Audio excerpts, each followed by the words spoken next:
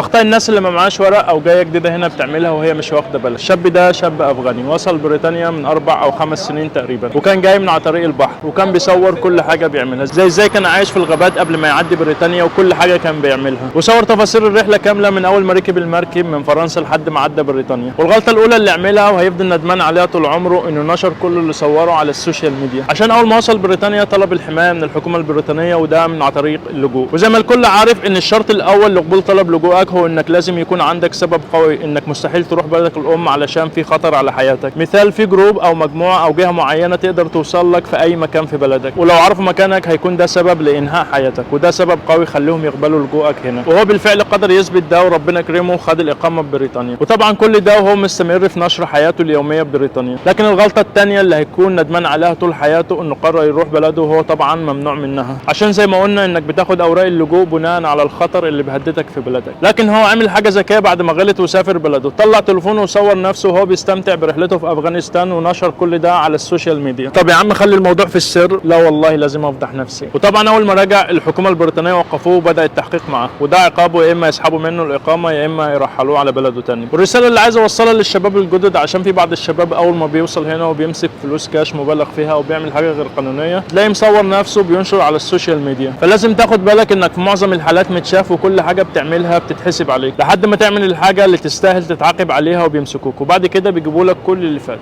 فخلي بالكم.